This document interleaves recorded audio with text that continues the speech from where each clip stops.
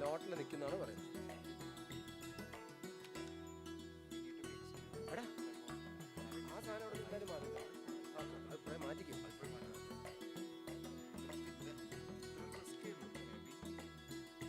കൈ പിടിക്കാൻ പറ്റില്ലല്ലേ? ഇല്ലില്ല.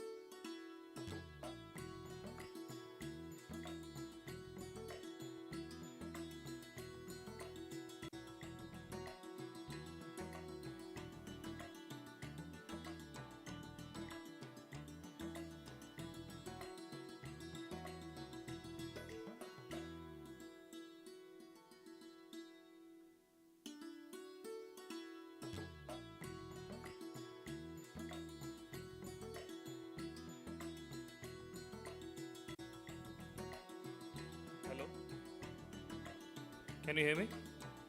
Sound check.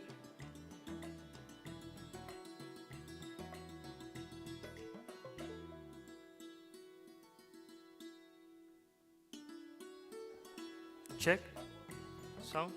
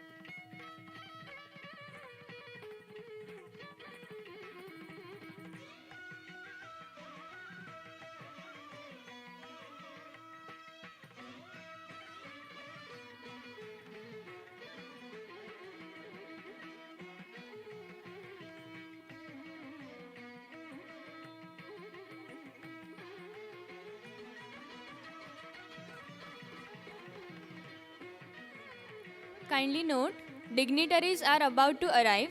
Kindly be seated at your places.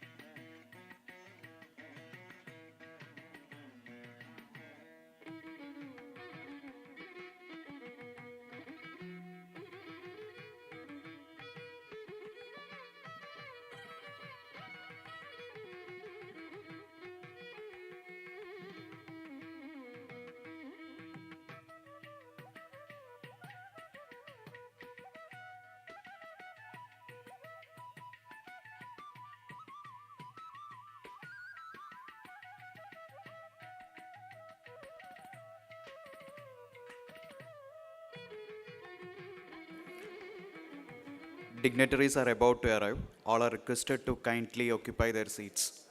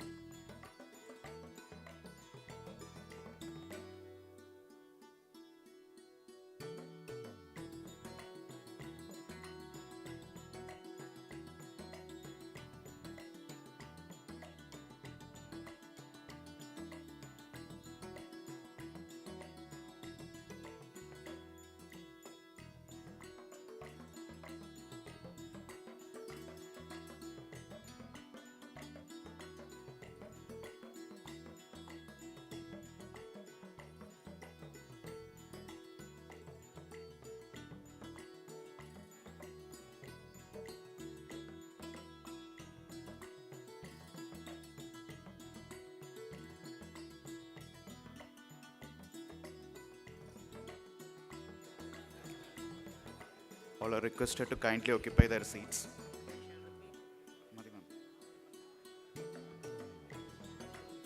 I shall repeat. All are kindly requested to occupy their seats.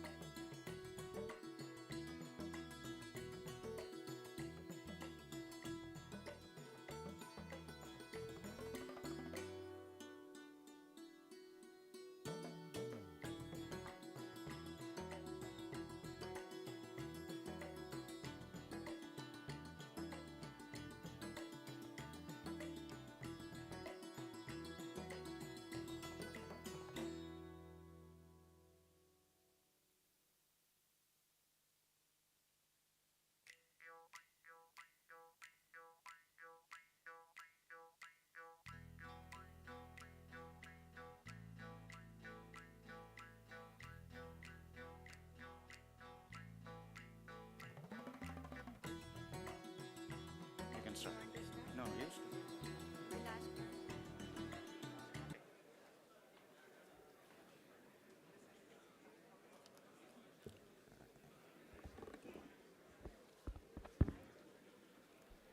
सर्वप्रथम यहाँ पर उपस्थित सभी माननीय श्रोतागणों को हमारा सादर प्रणाम।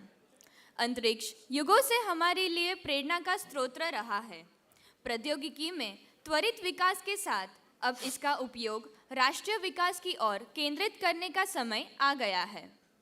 भारतीय अंतरिक्ष अनुसंधान संगठन पिछले 5 दशकों से स्वदेशी प्रौद्योगिकियों के विकास द्वारा राष्ट्रीय विकास में अपना महत्वपूर्ण योगदान देता आ रहा है, लेकिन फिर भी हम कई आवश्यकताओं के लिए विदेशी स्रोतों पर निर्भर रहते हैं। बदलते वैश्विक परिदृश्य के साथ अब मेक इन इंडिया यानी आत्मनिर्भर भारत पर अधिक जोर देने की आवश्यकता है। इन्हीं बातों को ध्यान में रखकर हम यहाँ इस 3 दिवसीय इंजीनियर्स कॉन्क्लेव 2022 के लिए एकत्रित हुए हैं। A very pleasant good morning to everyone. Engineers Conclave 2022, the annual mega event jointly hosted by Indian Space Research Organization and Indian National Academy of Engineering, aims to bring together experts from multiple domains of engineering to discuss various national challenges and to frame up viable solutions to tackle the same. This conclave will provide a platform for students, entrepreneurs, and professionals to be acquainted with the state-of-the-art technologies and as to how they can be oriented to derive benefit for the nation. The event mainly focuses on 2 themes: space for national development and making India a global manufacturing hub. The conclave, spanning over 3 days, will include plenary talks by eminent personalities and technical talks on the aforesaid themes. Myself, Vivek, and my co-host Visruti Gohel deem it a pleasure to extend a very cordial welcome to each one present here. Before we move on, may I request Dr. V. Narayanan, Director, Liquid Propulsion System Center and Chairman, Program Coordination Committee, and Lieutenant Colonel Shobhit Rai, retired, the Member Secretary, Program Coordination Committee, to escort the dignitaries onto the dais.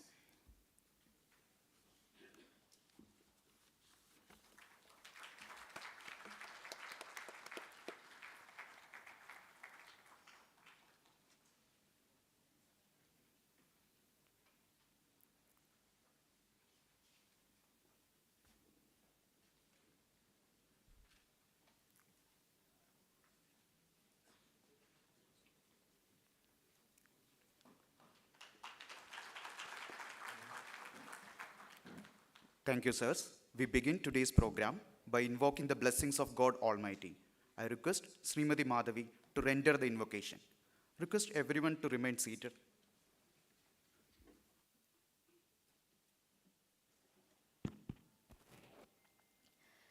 मैत्रीं भजत अखिलरुजित्रीं मैत्रीं भजत अखिलरुजित्रीम् आत्मवदेव परानपि पश्यत आत्मवदेव परानपि पश्यत युद्धं त्यजत स्पर्धां त्यजत त्यजत परेष्वक्रममाक्रमणं त्यजत परेष्वक्रममाक्रमणं मैत्रीं भजत अखिलरुजित्रीं जननी पृथिवी कामदुगास्ते जननी पृथिवी कामदुगास्ते जनको देवः सकलदयालु जनको देवः सकलदयालु दाम्यतदत्ता दयद्वां जनता दाम्यतदत्ता दयद्वां जनता श्रेयो भूयात् सकलजनानां श्रेयो भूयात् सकलजनानां श्रेयो भूयात् सकलजनानां श्रेयो भूयात् सकलजनानां श्रेयो भूयात् सकलजनानाम्.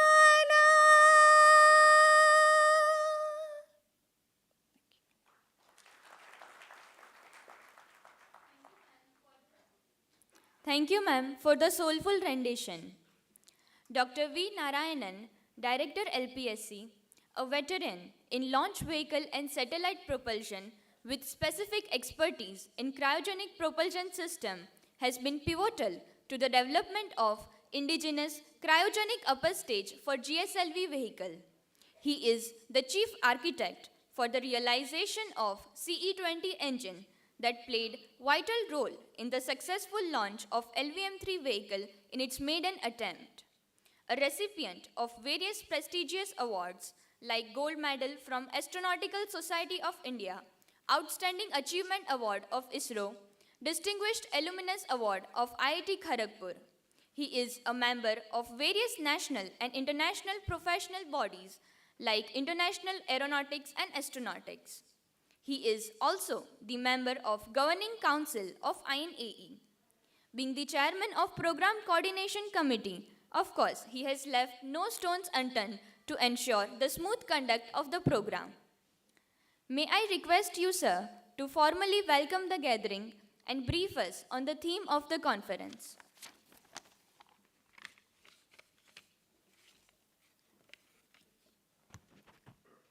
Very, very good morning to all of you.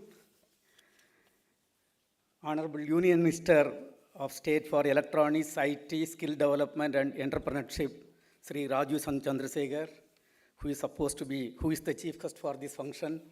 Due to preoccupation, he could not come down. Anyhow, his message is there. Most respected and beloved Chairman ISRO, Secretary Department of Space, Sri S. Somanath, President INAE, Professor Indran Nilmanna, Lieutenant Colonel Sabit Ray, Deputy Executive Director INAE, and Member Secretary of Program Coordination Committee, other eminent and most distinguished personalities present in this hall, distinguished fellows, delegates, colleagues, and friends. My greetings to all of you. It is with profound happiness that I stand in front of all of you today, and it is my great privilege as Chairman Program Coordination Committee to welcome each and every distinguished gathering who was assembled here for this mega national event, the Engineers Conclave 2022, organized jointly by ISRO and Inae. This is not a conference, it is totally a conclave. This conclave provides a forum for discussing the important national requirements, come out with actionable recommendation so that it can be pursued and executed. And for this conference, we have kept two important themes. Coming to the Indian National Academy of Engineering, which is founded in 1987, this academy comprises of India's most distinguished, accomplished, and respectable fellows, something around 900 fellows. It functions as an apex body in promoting the best practices in engineering and technology oriented towards the development of this country. Coming to ISRO, you all know ISRO is the National Space Agency of the country, which has developed, realized, and maintained high technology space systems touching every aspect of human life in this country. During the last 66 decades, really the space program has touched every citizen of the country one way or other in ensuring security, safety, and quality life of the common man. And this conclave is jointly organized by INAE and ISRO. Let me extend my very sincere gratitude to Chairman ISRO, Secretary Department of Space, and President INAE for giving an opportunity to ISRO centers and units located in Trivandrum for the first time to organize this conclave in a befitting manner, that too in this beautiful campus of Liquid Propulsion System Center. In this campus, most of you may be knowing, we carry out design, development, and realization of liquid propellant-based propulsion systems and control systems for launch vehicles, as well as satellite propulsion thrusters. Engineers Conclave 2022 shall be focusing on, as I told, two important themes: the space for national development, which is really a very, very apt theme. Even though we have done a lot of things, now we have to discuss and debate what is yet to be done and how to really make the country as a developed country by contributing in an apt manner. And the second important theme is the making India a global manufacturing hub. This is also a very, very important theme because we are having lot of technical graduates and lot of technical brain in this country. And it is the very, very apt topic which is selected. I am sure during the next 3 days, the plenary talks, whatever you have planned, and 39 detailed lectures, whatever you have planned, will really enlighten all the participants, and we are going to come out with really actionable and quantifiable outcomes and recommendations. It is our great privilege that this conclave shall be inaugurated in absentia by none other than Sri Rajiv Chandrasekhar, Honorable Union Minister of State for Skill Development and Entrepreneurship, as well as Electronics and Information Technology. As a technologist by himself, he has always been closely associated with both ISRO and INAE one way or other. On this occasion, on behalf of me and on behalf of all of you, let me extend a very, very warm and hearty welcome to our chief guest of the function, Sri Rajiv Chandrasekhar. Coming to our most respected and beloved chairman ISRO, Mr. Sri Somanath, who is also the chairperson of this Engineers Conclave 2022. He doesn't need any introduction to this august audience. A leader par excellence who has ably led technical teams, ably leading the technical teams towards great mission success. Especially, his significant contribution in the area of all launch vehicles of ISRO. He has shown personal interest. When President INAE approached him, he immediately accepted to host this conclave by ISRO team, and he has really guided us, and made all the arrangements. And on this occasion, let me extend a very, very hearty welcome to you, sir.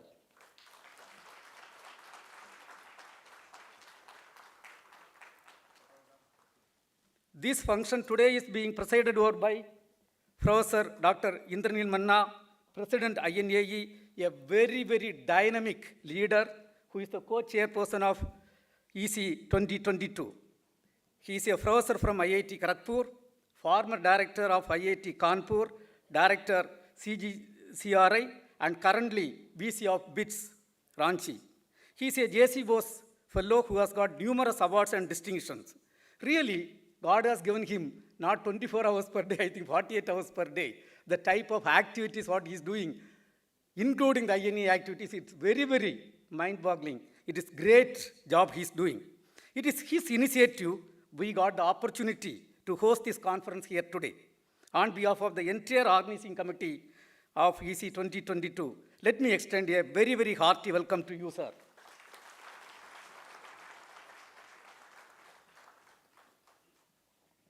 Lieutenant Colonel Sobhit Rai, Deputy Executive Director, INAE, really, he is the person in the Delhi office executing all the activities of INAE. And he has contributed as the Member Secretary of Program Coordination Committee very significantly for this conclave. Let me also welcome on behalf of all of you, the Deputy Executive Director of INAE. Now, I have to really mention a couple of few of our great veterans who have really mentored, guided all of us in organizing this conference, rather the conclave. That is Dr. B.N. Suresh, former Director VSSC, Founder Director IAST, and the former President of INAE and current Chancellor of IAST. Also Dr. B.S. Goyal, former Director URSC, former Secretary Ocean Development and Earth Sciences. But for both of them, really, we were directionless. We didn't know how to go, but I think, sir, your guideline, your mentorship is so outstanding. That's why we could do this conclave in a befitting manner. Let me welcome, on behalf of all of us, both the great veterans. Let me also welcome Dr. Sanak Misra, who is the earlier former President of INAE and former CEO of Steel Authority of India, as well as very distinguished personalities who are all here from academic area and technical areas. A very hearty welcome to all of you, sirs. The Engineers Conclave is being jointly organized by ISRO centers and units located in Thiruvananthapuram. VSSC, LPSC, IASU and IAST together, we are organizing this. First, I am so happy to welcome my close friend, Dr. Unnikrishnan Nair, Director VSSC and IAST, and the co-chairman of the organizing committee, who has really helped in a big way in organizing this conclave. Then, Dr. Sam Dayal Dev, currently the Director IASU, and earlier he was also holding the additional charge of IAST. He is with us. He was the organizing committee member, and he has really contributed in a significant way. Let me welcome Dr. Sam Dayal Dev. As told earlier, we have two themes. The success of the conclave is in executing the proper talk, arranging proper talk, plenary lecture on these two themes. So we have put two theme coordinators, Dr. Prakash Chauhan, Director NRC, who is the theme coordinator for Space for National Development, and Sri Arun T. Ramchandani from L&D, FNAE, who is the coordinator for the theme Making India a Global Manufacturing Hub. Really, both of them, really they have done outstanding work. They have done excellent work, organized all the speakers, discussed with the speakers, and brought the best speakers from the country for these two teams. On this occasion, let me also extend a very, very warm welcome to these two team coordinators. It is my privilege to welcome the honorable members of Program Coordination Committee, Sri Sivaji Chakravarti, co-chairman of PCC and Vice President of INAE, and Sri Sastri, Sri Ananda Suresh. A hearty welcome to all of you. Today, we are also privilege. Dr. Sailesh Nag sir is going to join. I'm not sure whether he has already reached. He is going to join. He is the former Secretary Department of Earth Sciences who shall be delivering the plenary talk. I am very happy to welcome him. I am also very happy to welcome Mr. Grieswag, Executive Director Tata Motors, who is going to share his excellent thoughts in the plenary talk. We will have 6 plenary talks by eminent personalities and 39 talks on both the themes in parallel sessions. Let me extend a very, very hearty welcome to all the speakers who have readily accepted our invitation and taken all the pain to reach Thiruvananthapuram. Assembled here today are about 400 delegates consisting of the most distinguished. Who is who we can tell. Each fellow is their own great persons in their own field, contributed significantly for this country's growth. And my colleagues, ISRO centers and unit directors, our Assistant Secretary, Department of Space, and the persons from academia, industries, and student community. Let me extend a very, very warm welcome to each and every one of you on this occasion. To organize this 3-day conclave, including various logistics, exhibition, cultural program, etc., we have formed a number of organizing committees and 11 subcommittees. I think they have done very, very marvelous and significant job to make it a grand success. On this occasion, I am not going to mention their names. All the chairpersons, secretaries, and members of all the committees, let me, on behalf of me and on behalf of each and every one of you, welcome for this great function. On behalf of ISRO centers and units located in Thiruvananthapuram, on behalf of all the 3 directors, let me assure you, you will have best time during these 3 days, and that in the beautiful campus located in Valiamala, where we are having Good Propulsion System Center, and the next campus we are having IAST. And we assure you, your stay will be really comfortable, enriching, and pleasant. With this, let me thank you, each and every one of you. Thank you. Jai Hind. Thank you, sir, for that warm welcome. Now, on behalf of the organizing committee, we extend a warm welcome to you as well, sir.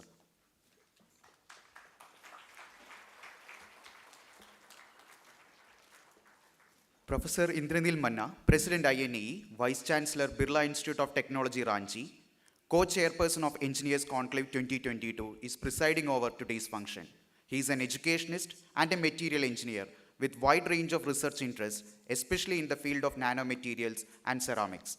He held various key positions like Director IIT Kanpur, Director CSIR CGCRI, President Indian Institute of Metals. He was also the National Coordinator of Imprint, a unique technology development initiative of MHRD. In his illustrious career, he has traveled across the world as a visiting scientist to various renowned institutions and universities. He has many awards and numerous publications in national and international journals to his credit. He is a fellow member of multiple professional bodies in India and abroad. To name a few, the World Academy of Science, Asia Pacific Academy of Materials. He was also a Dad and Humboldt Fellow in Germany. He is a recipient of multiple awards from Ministry of Steel, the World Academy of Sciences Prize for Engineering Sciences, the MRSI Medal, the Binani Gold Medal, the GD Birla Gold Medal of IAM, Distinguished Alumnus Award of IIT Kharagpur, AICTE Career Award for Young Teachers, and INSA Medal for Young Scientists, and it goes on. Sir, it is indeed my pleasure and privilege to invite you to deliver the presidential address. Thank you so much. Shri Rajiv Chandrasekhar, Honorable Minister of State for the Ministry of Electronics and Information Technology and Skill Development and Entrepreneurship. Mr. S. Somnath, Chairman ISRO and Secretary Department of Space, and also the Chairman of the Organizing Committee of EC 2022. Dr. V. Narayanan, my good friend and Director, LPSC, ISRO, Trivandrum. Dr. Unnikrishnan Nair, Director, VSSC and IIST. Dr. S.D. Dev, Director, IISU. Dr. Prakash Chauhan, Director, NRSC. I see Mr. Patil has just joined us, also Mr. Ramchandrani. Mr. Girish Walk came from Tata Motors. Our esteemed former presidents of INE, Dr. Suresh, Dr. Goel, Dr. Mishra, esteemed fellows of Indian National Academy of Engineering, esteemed colleagues from ISRO various units, members of the engineering fraternity, dear friends, members of the press, and ladies.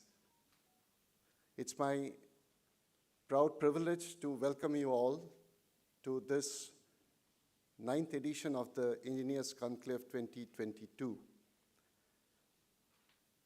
Though a large concentration of the fellows of INE are present here, but it's my august duty to make a mention of few of the activities that we do and the basic mandate that we pursue. INE was founded on 20th April 1987. At the moment, we have close to about 1,000 fellows on our roll, out of which about 100 are from the foreign countries. This academy in the past was headed by luminaries, including a former president of this country, Dr. APJ Abdul Kalam. I was curious to go through the list of my predecessors, most illustrious predecessors, and I realized that 3 of them came from this very organization, ISRO. Then 3 of them came from Department of Atomic Energy. 2 of them came from DRDO, 3 from academia, and 2 from industry. So that shows that the kind of mix we have in INE, we draw our strength equally from academia, R&D organizations, and of course, various industrial sectors. We are proud to say that INE represents the most eminent leaders of India's engineering and technology fraternity. INE holds consultative forum with nearly about 8 different organizations, including DST, SERB, ISRO, Atomic Energy, DRDO, CSIR, AICT. It only shows that INE is consciously always trying to pursue agenda in the direction of engineering technology with all those organizations that matter to this country. These consultative forums essentially are meant for designing and defining specific agenda that the country needs for its growth, not just economic growth, but in the vision of the Honorable Prime Minister for Atmanirbharta, or self-reliance. INE represents India in the Council of Engineering and Technological Societies of the entire world. So we are the rightful torchbearer in the international forum on behalf of the country in engineering and technology. INE actually caters to a very wide age group, starting from those who are in the engineering colleges. We try to identify talents in the engineering students through the Innovative Student Project Awards. And we continue to scout the talents in various age groups as young engineers within the age group of 35, Kalam Fellows, entrepreneur awardees, of course, the fellows of the academy, and we even go all the way up to the most eminent and senior peers of the country and award them Lifetime Achievement Awards. But INE does much more than just scouting the talents and awarding them. INE pursues specific engineering agenda. For example, Dr. Goel is heading an initiative which is going to create a document a volume which should provide directions to the country how to tackle with national disruptions. In the past, we have had several engineering forum, an engineering discussion forum, through which we came out with specific recommendations in the area of habitat, energy, water, waste utilization, and many other aspects. We have 10 sections, and these are not subject specific. These are end application specific, and they cover the entire spectrum of engineering and technology. We publish our own journal, Transactions of the Indian National Academy of Engineering. We publish and print certain status reports on specific themes. We celebrate the most important national events like National Science Day on 28th February, Engineers Day on 15th September, Technology Day on 11th May, and of course our own Foundation Day on 20th of April. And we celebrate by way of identifying a specific topic in which we invite either a panel or an eminent personality to speak. But it's not just one-way discourse, we also deliberate. For example, in the last Foundation Day, we deliberated upon National Education Policy 2020. And you all are aware that the principal author of National Education Policy is none other than Dr. Kasturirangan, former chairman ISRO and also former president of Indian National Academy of Engineering. And when we discuss all these, we actually invite the most eminent personalities who actually matter to the country in making the policy. Inae actually is very keen not just to act as an apex body, as collection of the topmost peers in the country, but actually work for the development of the country, and again, towards Atmanirbharta. Why do we celebrate every year Engineers Conclave? We are an engineering academy, and we want to make a difference to the country's progress through engineering intervention. This particular initiative started in 2013 with DRDO as our partner, and since then every year we choose specific themes. To be precise, 2 specific themes, one by the host organization, which this year is going to be on space for national development. That's the topic selected by ISRO. And Inae itself chooses another topic of its own, which Inae feels should be the most topical item for the present context. And in this year, you are all aware, we are going to discuss on making India a hub for manufacturing. In terms of manufacturing, I want to throw some numbers before you, which will explain as to why it is so important in today's context. I was going through certain data and figured out that in terms of manufacturing, the nation which tops the list is China, with 2010 billion output, which accounts for 27% of its own GDP, of China's own GDP, and also accounts for 20% of the entire world's contribution to manufacturing.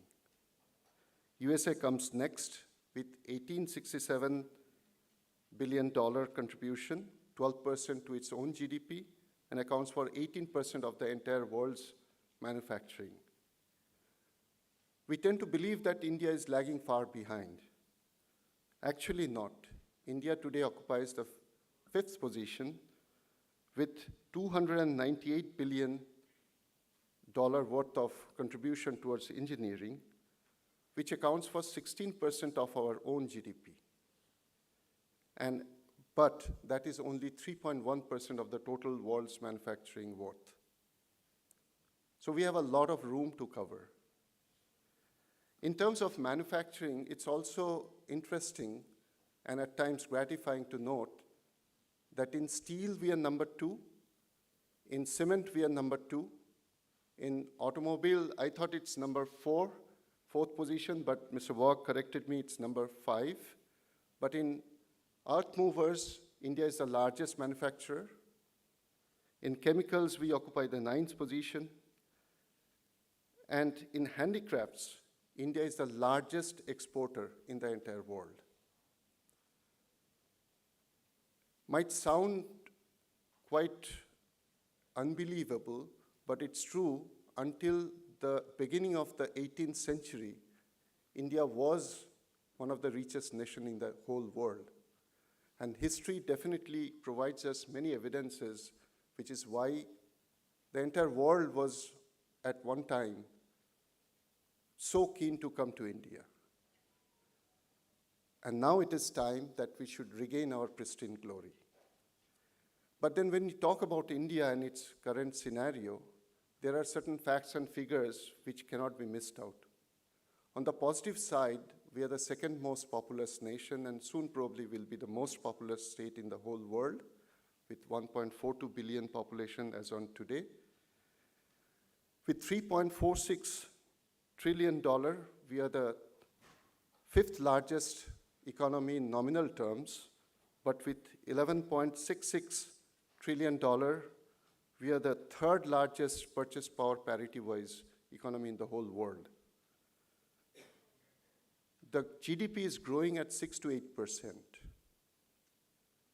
We have reasons to be very proud of the exploits made by none other than ISRO in terms of the successful mission to the Mars and Moon. We are the 7th nation in the world in terms of nuclear energy harnessing potential. But that's all that make us proud, and there are many more. But let's not forget that there's a flip side. And the flip side tells us that we also are a nation with a very rich diversity. Altogether, 37 states and union territories, 22 official languages, 8 official religions practiced in this very country. We cannot forget that though we are the 3rd largest purchase power parity economy in the world, in terms of per capita income, we certainly don't occupy a very glorious position. In fact, I figured out that even our neighbors like Bhutan and Sri Lanka, they also are ahead of us, of course, because of our smaller population. The Global Innovation Index, we are improving. In last 10 years, from 2012, we have improved from 64th to 40th position in the whole world. But that certainly is not doing justice to the demographic dividend that this country has. The average age is 28. We are the youngest nation in the world. We have reasons to boast of the institutions like IITs and various other technological universities in the country. The gross enrollment ratio is somewhere around 20%. The Honorable Prime Minister wants this to go as high as 25 right now, and NEP 2020 envisages that by 2050 we should have more than 50% of GER. There are nations much smaller than us who actually have a much better GER. But in my opinion, one of the biggest puzzles that we need to solve is the fact that agriculture engages 54% of the population, but contributes only 14% to our GDP. The service sector, including finance and IT, contributes to 53% of our economy, but engages only 18 or 20% of the population. Manufacturing today contributes anywhere between 50 to 20%. There was a time when India's total economy was served by 40% from the manufacturing sector, not too long ago. So we have to come back. The other day, Chairman ISRO gave me a very gratifying opportunity to listen to some of the major exploits ISRO has already done and is going to do very soon. in terms of planting some 36 satellites in one single mission. Now, if this is possible, if we have such pioneering institutions who are actually leaders in the whole world, like ISRO, like atomic energy, many of us probably won't know that railway is the largest employer in the whole world as a single organization. So there are many firsts, many seconds, there are many eminent personalities, eminent groups, world-renowned organizations who are international trademarks. Yet, if we look at the flip side that I mentioned in terms of Human Development Index, in terms of energy consumption per capita, in terms of innovation index, there's a lot to be done. And in my humble opinion, all these are possible, at least to a large extent, when this country actually harnesses its full potential in engineering and technology. If this country really has to live up to the expectation and ambition of the Honorable Prime Minister to be Atmanirbhar, there's no other way than to pursue engineering and technology to its fullest extent. And we have great institutions, great organizations, very eminent personalities. Put together all our might. It is only our will. If we have that, we certainly will succeed. And not later, but sooner. Indian National Academy of Engineering is very keen to make a difference in that direction. And I hope that the leadership of the country realizes that Indian National Academy of Engineering is not a major brick and mortar institution, but basically is a collection of individuals who all are most patriotic and are most willing to contribute to the growth and prosperity of this nation. We would like to contribute to the best of our ability to make India truly Atmanirbhar. On this very auspicious occasion of EC 2022, it is my proud privilege again to welcome you all and engage you all in a deliberation which will give us very important actionable recommendations at the end of the 3-day deliberations. And that, in my opinion, certainly is going to make a huge difference. But before I end, I'll be failing in my duty if I don't record our deepest gratitude to Sri Somnath, Chairman ISRO, for being a gracious host. And Dr. Narayanan mentioned, to my surprise, when I first mentioned, within a second he said, yes, of course, we'll do it. Such was the alacrity with which ISRO embraced the request from INE. We are truly grateful for that. I must also make a mention of two specific individuals, Dr. V. Narayanan and Mr. Ramchandrani of L&T, because these two are the key persons who are steering the two major themes of EC 2022. The other person who is walking behind the scene, and not many of you probably would have noticed, is Shivaji Chakravarti, Vice President INE, in charge of Engineers Conclave. And all of us know that Shivaji works quietly, but very steadily. The INE office, led by Colonel Rai and rest of the colleagues, as always, have done a marvelous job. And I'm sure for the next 3 days, we are going to have a very exciting and a fruitful time. So I wish you all the very best. Thank you very much. Jai Hind. Thank you, sir, for your inspiring messages and shedding light on the activities of INAE and bringing in light significant numbers. Shri Rajiv Chandrasekhar, Honorable Minister of State for IT, Electronics, Skill Development and Entrepreneurship, is a great technocrat come entrepreneur who passionately works to make India a manufacturing hub for the export of electronic goods.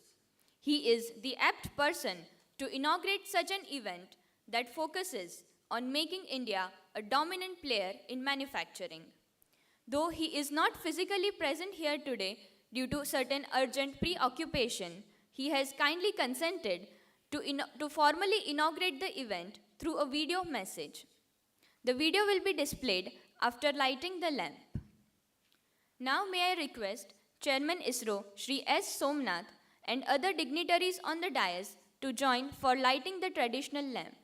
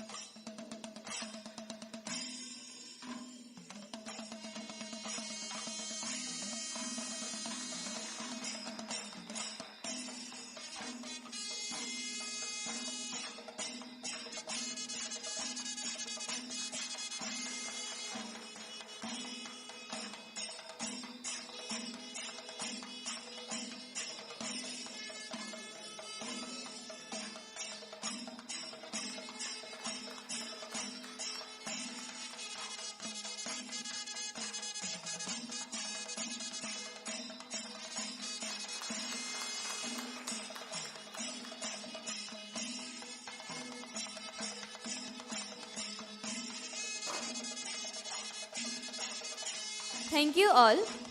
Now I shall seek your attention on the screen for the video message.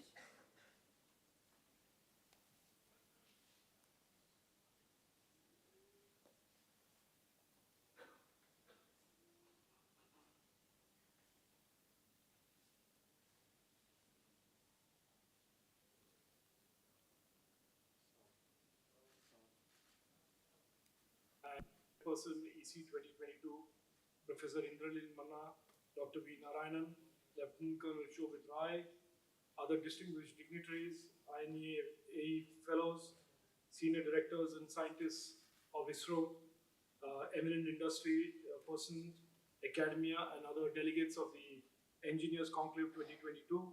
Thank you for inviting me to speak here today, and thank you for being here at this Engineers Conclave 2022. I'm indeed happy to be here for the inauguration of this conclave, a forum to discuss important national issues with respect to the latest developments in engineering, science, and technology. And it is particularly heartening to note that it is being organized jointly by the Indian National Academy of Engineering, the INAE, and of course, one of India's premier institutions and organizations, ISRO. It is also important to note that we are doing this, you are arranging this conclave as the nation celebrates its 75th year of independence. As we look back on our 75-year journey and we look forward to the coming 25 years and decide and determine what type of a future we want to build for our country, not just in terms of economics and economy and opportunities for our young Indians, but also in terms of the capabilities and capacities that we want to build in the technology and science fields in the coming years and decades. The Honorable Prime Minister has referred to the coming decade as India's decade, and he has done this with real reason and with real insight. With the post-COVID digitization of the world being at an all-time high, the opportunities for Indian innovation and Indian entrepreneurship in a sense has been reimagined and reset. And as a country and as a people, we are today embarked on a journey where we are reimagining our ambitions, reimagining the goals that we aspire to in terms of a $5 trillion digital economy and a $1 trillion digital economy. But most importantly, the fact that from over 3 decades of being a nation that consumed technology, that in the coming decade and coming years, India will emerge as a nation that will architect, design, execute devices, products, platforms, and solutions in the tech space. And from being over 30 years as a follower of most technologies, be amongst the leading pack of nations that will shape and decide the future of technology as we see it in the coming decades. The opportunities that today our government and our Prime Minister has opened up for the coming generation of engineers and entrepreneurs and young Indians range from the internet on one hand, space, electronics, semiconductor, high performance computing, artificial intelligence, the blockchain, Web 3.0, and a whole myriad of opportunities where Indian youngsters and Indian students and engineers can demonstrate their capability, create world-class products, solutions, and devices that can be part of the world's requirements of the next generation of solutions, platforms, and products. In particular, the space sector, to which I was graciously invited by Mr. Somnath very recently to participate in the space innovation ecosystem and the startup ecosystem launch in Bengaluru, has shown remarkable progress and remarkable response from young Indians and young engineers all across the country. The space, as famously Wernher von Braun, the pioneer of space travel, used to say, the reason for nations to make investments in space and space technologies is that the work in the space area almost certainly creates cutting edge solutions in the non-space segments that we are seeing today. The first high compute chips were used in the early spacecraft that went up to the moon and in space, and the entire compute ecosystem that developed as a consequence of those early pioneering innovations and early pioneering research and development works can be completely credited to the work in space. So it is clear that for us as a nation that is aspiring to and has an ambition to build a decade, an India decade, space and innovations in space and technology and R&D and developments in the space sector are absolutely vital to the development of many adjacent segments of our technology ecosystem, or indeed adjacent segments of our economy and life as we know it. ISRO is one of the organizations that make us and has made us for several decades proud to be Indian because of its achievements and its accomplishments in really the cutting edge of technology and cutting edge of platforms and solutions. And it is an organization, I think, one of the first organizations in India that achieved the Honorable Prime Minister's goals of Atmanirbharta and has brought pride and glory to our nation and to all Indians. Our Chandrayaan and Mangalyaan missions were glorious achievements which have received international recognition and have added significantly to the awe and respect that the world has about India and all things technology that emerges from India. We have launched over 350 satellites for more than 36 countries at very cost-effective rates, and in a lot of ways have reset the entire space and launch industry, satellite launch industry that otherwise used to be a monopoly or a duopoly of a few nations. I see these kind of conclaves where bright minds from all across India sit down and talk about their future, discuss their present, as very important parts of the overall discourse that will lead to the fulfillment of our Prime Minister's goal of making India truly a world leader in the future of technology and leading the nations of the world, enterprises of the world, consumers of the world, and giving them the cutting edge products and solutions that the world of the future is clearly going to see by way of disruptive nature of technology that we can all easily predict today will be the new normal in the coming years. In space, the arm of Indian National Space Promotion and Authorization Center in space which acts as an arm of ISRO to guide and promote space innovation, space startups.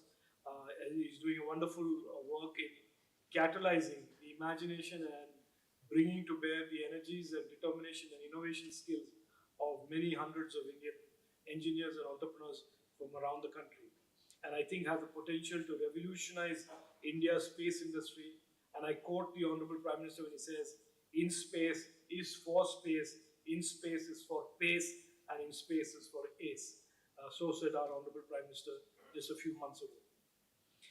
In terms of our own focus on technology as a nation, you are very aware that in addition to our capabilities that we have built over the last several years, we have embarked on a journey of becoming a leading player in the world's value chains of electronics and semiconductors.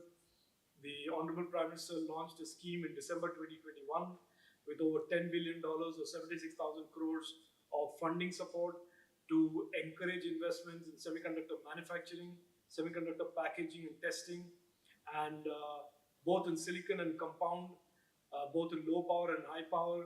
And also, very importantly, he has set aside almost $200 million or 100 crore, 1,000 crores plus for encouraging startups in the semiconductor design segment. And we will see, it is our ambition that the next generation of devices in compute, in mobility, in automotive, the next gen devices are all devices that are either co-developed by Indian entrepreneurs or are developed by Indian entrepreneurs solely as a consequence of this type of support that our government intends to provide to startups in the design ecosystem for semiconductors. I think it is clear to all those who follow technology closely, we are entering into an era of great disruption and great change in the entire technology space and the technology economy space. And I think there is an unprecedented opportunity for engineers and entrepreneurs from India to play an absolutely leading and lasting contribution in shaping the future of the technology products, technology devices, and technology solutions in the coming years, and certainly in the coming decade, which is India's decade. Again, I thank you for welcoming me to this program. Thank you for your attention to my few words that I had to share with you. And I hope and I wish you the very best in this Engineers Conclave 2022. Thank you all. Jai Hind. Namaskaram. Thank you, sir, for that inspiring opening to the occasion where he clearly drove home the relevance of this kind of conclaves in the national interest. Now, I request Sri S. Somnath, Chairman ISRO, Secretary Department of Space, and Chairperson Engineers Conclave 2022 to release the Book of Abstracts.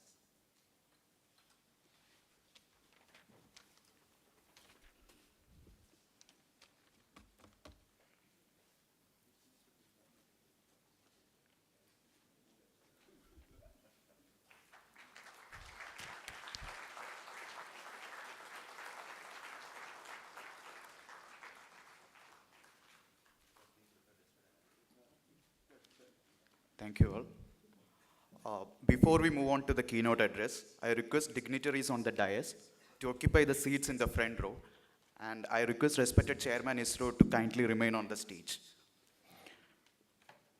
Sir, it is indeed a great privilege to have with us Sri S. Somnath, Chairman ISRO, Secretary Department of Space, for this function. With his versatile personality, he has proven his mettle in all frontiers of space technology. His immense contributions in the development of PSLV and LVM-3 span over its overall architecture, design of propulsion stages, vehicle integration, and structural dynamics. He successfully spearheaded the maiden attempt of ISRO's prestigious LVM-3 X-Care mission. Under his dynamic leadership, the indigenous cryogenic propulsion has matured and the development of semi-cryogenic technology was initiated. His guidance is pivotal in the development of new launch vehicles, such as small satellite launch vehicles, and he was also instrumental in the development of technologies such as electric propulsion and LOX-methane propulsion. A strong supporter of the space technology startups in India, he is a former Vice President of International Astronautical Federation and presently Vice President to International Astronautical Federation. He is a fellow of Indian National Academy of Engineering and corresponding member of International Academy of Astronautics. It is under his able guidance, ISRO is embarking on a bunch of ambitious projects like Gaganyaan, Aditya L1 mission, Chandrayaan 3 mission, reusable launch vehicle, and so on. Sir, it is my proud privilege to invite you to deliver the keynote address.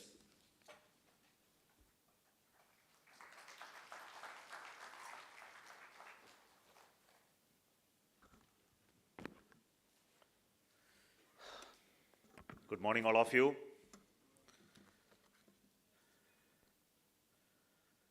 We just had that inaugural session, and I would like to take this opportunity to greet each one of you for being here on this Engineers Conclave, jointly organized by INAE and ISRO. Why they are putting this slide? Go to the first slide and put it.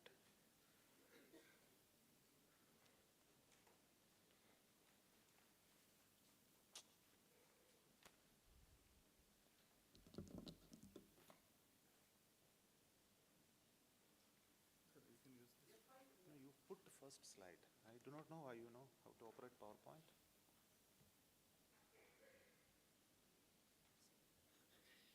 Is there a mouse?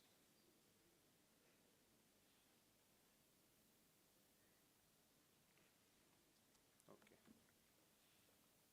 Should I take this slide?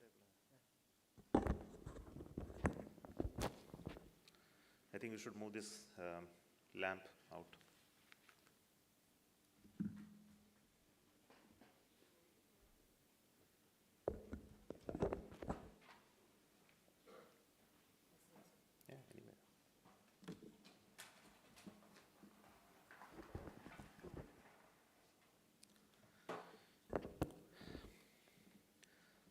Good morning once again. Sorry for that small hiccup. So it's a great honor to be here to host this conference of Engineers Conclave 2022 in LPSC. When this idea was told by Dr. Suresh, Professor Manna to us, then both Dr. Narayana and myself discussed and then readily agreed for this conference with certain goals. The first and foremost is, of course, the hosting of this really brings you people here. Eminent engineers of INAE to LPSC Valiyamala. We thought that it is a great thing to have you all here to see what we do in ISRO, familiarize with those institutions around here, LPSC, IAST, IASU, and VSSC, and also to be away from the hustle of the northern part, come to the southernmost part of India. May not be really a comfortable time, but I think it is okay. As far as temperature is concerned, I think all of you will have a very nice stay, a peaceful state of mind to deliberate on two important topics that the theme that has been set out, to look at the space for national development and also to look at how we have to look at India as a manufacturing hub. While these themes were being shaped, Dr. Suresh was mentoring us on how to write the theme and how they should differentiate, but also to show that they are connected in a way. So we selected these two themes primarily because of the connect and also the goals that we already set in the initial talks by Professor Manna. How the Amrit Kal, from the 75th year of our independence to when we travel through another 25 years, when we celebrate our 100th year of independence, how these two sectors are going to contribute to the goals that are set by our Honorable Prime Minister Modi. And I had the fortune to discuss here some of those discussions happening in Delhi, especially those discussions on how we should work and envision to take India to a global player in the next 25 years. And various sectors are being discussed. And it's really very interesting to listen to all those sectoral committees or secretaries which are debating based on the inputs which are collected from all across the country. I think this deliberation happening today in this conclave really can feed very valuable information to that particular goal of government to look at and framework to be created in the next 25 years, how we should move forward in different sectors. And especially in space sector, we have an interest that today the space sector is also going through a large amount of reforms, as all of you are aware, which has been well discussed, debated, written. But then connecting it to manufacturing activity is something very, very important. And all through the many years that the manufacturing sector has been supporting the space program in building rockets, satellites, etc. But now we are looking at the manufacturing sector to take on the entire role of providing the solutions. So here, there are certain objectives, goals that we want to set forth in front of all of you to debate on it, to come out with specific actions and directions that, of course, we can share with the government. And this is something that we are looking for. We are also looking at all of you to be here at Valiyamala. The Valiyamala, the big hill. You are at the foothills of that, the big hill. The name literally means that it is a big hill. This is a place where we started many important programs of ISRO. The PSLV development happened here. Dr. Madhavan Nair, Dr. Srinivasan, they worked here for 10 years plus to develop the PSLV. And this is a place where the engines, the Vikas engine was developed. Dr. Muthanayagam worked here, Nampi Narayan worked here. Then the cryogenic engine technology was developed here. The GSLV Mark III, most of the propulsion modules were developed here. And when Dr. Suresh took up the responsibility to build the IAST, he found the part of that to be created along with LPSC using the 50-acre land that is adjacent to it. So this facility where I came here at 37 years back was a terrain which was hilly. Today it has been developed into a complex facility having an ability to build engines and thrusters for satellites and launch vehicles. So I wish all of you will be able to find some time to go around and familiarize yourself with the laboratories and infrastructure that has been built. It will be really an eye-opener to all of you in terms of the complex engineering activity that is being happening here. So it's also an invitation to all of you to see and experience yourself. So with that introduction, let me give a talk on the future perspective of space ecosystem.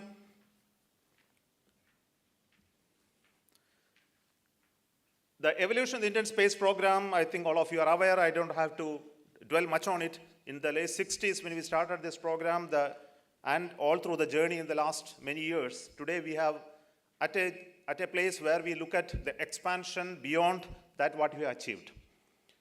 In terms of the capability that we have developed, I think all of you are aware that we are now recognized as somebody who can dream and build systems within India in terms of the observational capability, in terms of the launching capability, in terms of the science that we have done at frugal engineering ways and at a very low cost.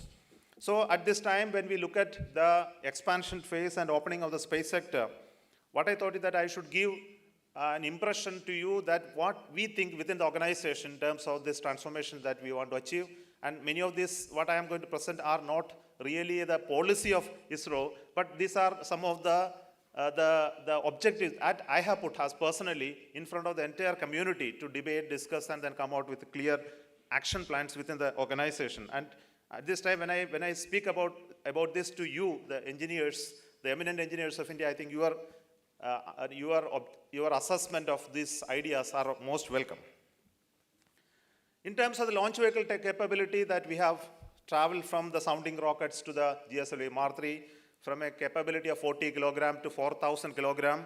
We also did many scientific missions in terms of the scramjet propulsion, the reusable rocket, the return of an orbital space vehicle back to the sea at the precise location. It all says that the organization has created a capability in terms of the engineering, end-to-end capability in terms of materials, mission management, manufacturing, assembly, testing, electronics, and whatnot. So the entire understanding of the science behind this has really been captured by the organization in the last many years. In terms of the observational capability by using satellite, this is also something very phenomenal. The journey of the space program started in looking at how applications can be developed out of the spacecrafts.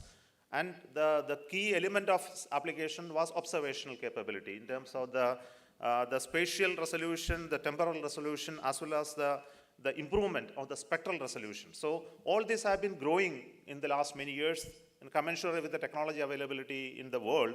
And we were able to build satellites for both thematic satellites, land, ocean, atmosphere, science, meteorology, in various layers, which gives a lot of services today. And I will quickly discuss some of them in the next slides.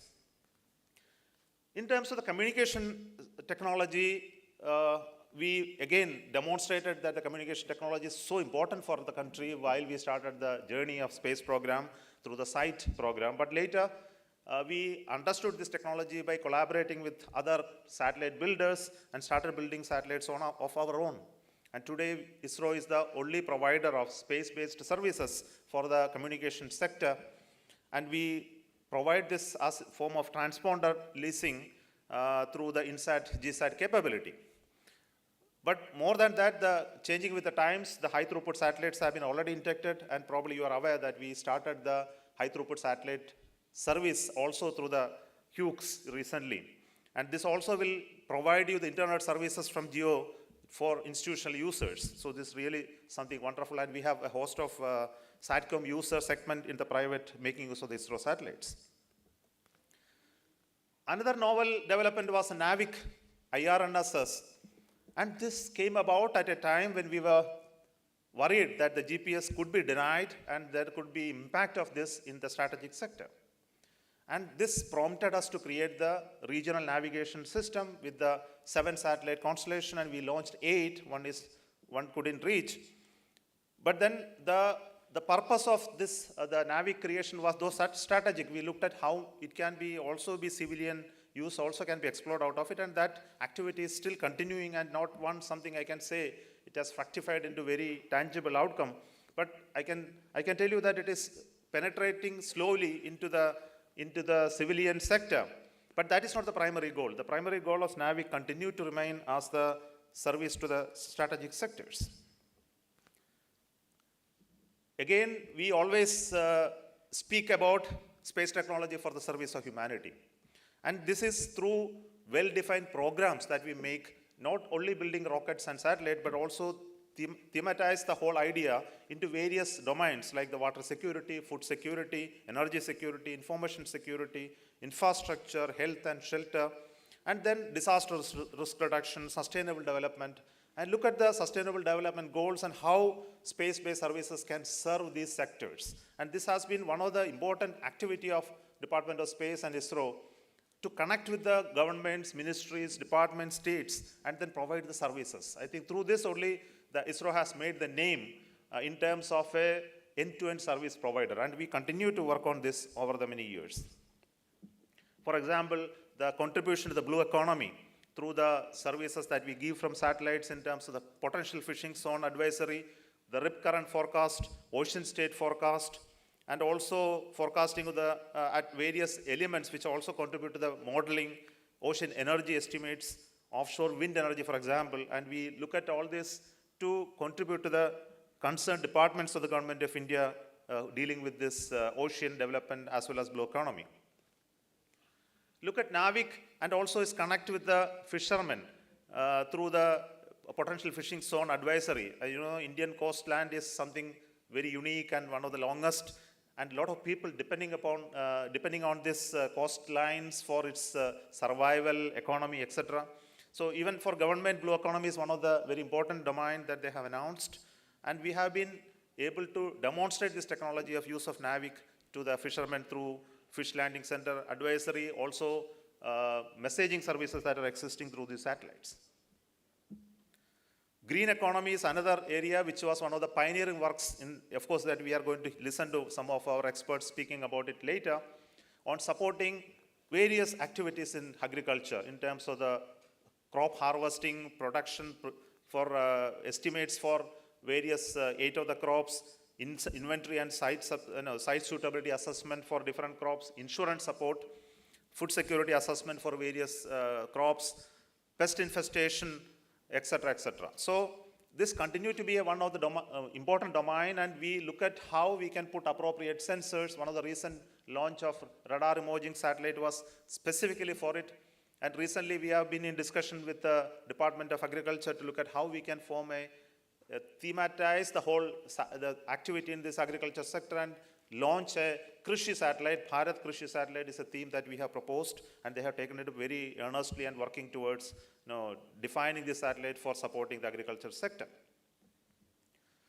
Geospatially, e-governance is another area where the support from space is used by multiple ministries to support the flagship programs like the irrigation infrastructure monitoring, waste and watershed management, urban development transformation, which are thematized again, public benefit schemes, decentralized government, rural door connectivity, disaster management, etc., etc. So this is another domain where there are a lot of projects being handled by our agencies like NRSC and other regional remote sensing centers.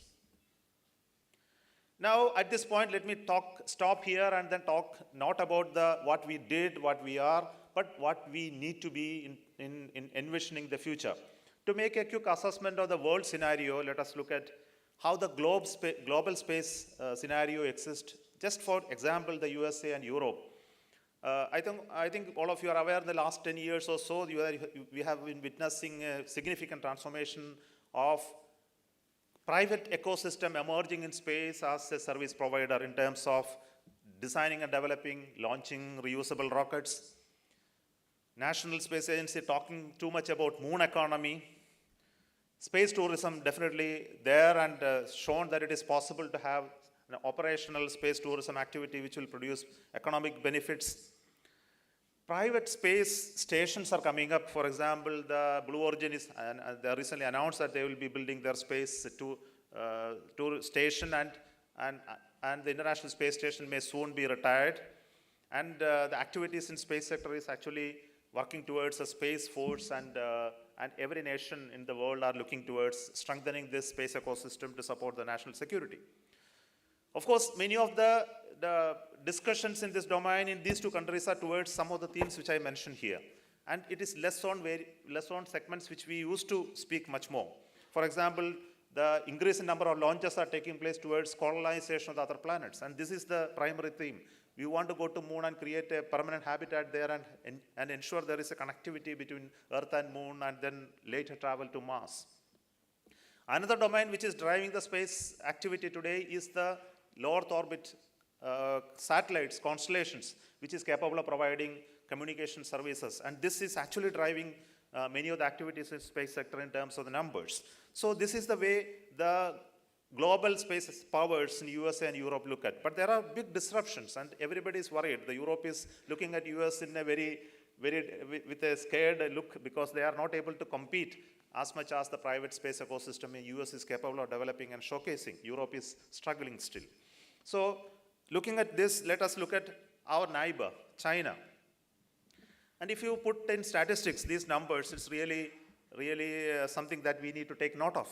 In terms of the operational satellites, in terms of the launch vehicle fleets that are being designed and developed, in terms of the money that they are investing in space sector, and in terms of the number of people that are employed for space sector, both in private and public, I think they are far, far ahead in terms of the numbers. And I'm not going into the details. But the most important part is the vision that they have put forth in various forums and which are collected by us and then just looked at in very summary form. But there is much more that need to be talked about in terms of the launch capability they are building over the next many years. And also the communication network they are building as a global communication network to look at when China becomes a very powerful country in the future and if they are the one who is going to lead the world in the future, how they should equip through space in creating certain infrastructure. That is something that they are envisioning and they are working towards it in terms of building the global connectivity, in terms of global navigation capability, the space becoming an area where they will build the force system to strategize it, etc. So, and the connected defense and other capabilities equally coming up. So this is something that we need to look at and understand. I am not telling that we need to replicate or copy it, but then something that we need to keep it in our mind while we look at the space program. Another important area is the emerging space application segment, which is something very, very important. One is satellite connectivity is going to be a game changer in the future. Because satellite internet is already announced which was something we thought that it is not going to happen that easily, but then the technology made it possible that we can have thousands of satellites seamlessly connected, trying to deliver internet directly to your handheld devices. This is a technology which is really possible. And it can also solve problems of large area connectivity. And also it will become global today. I think it was not that easily becoming global with the geostationary satellites, but the LEO satellites, it's really possible to connect it globally. And business intelligence through the data, big data, its analytics and decision-making process can also be happening through satellite-based systems. For example, a large amount of data collection is possible through satellite-based systems. It can operate on the data and generate intelligence and decision-making support.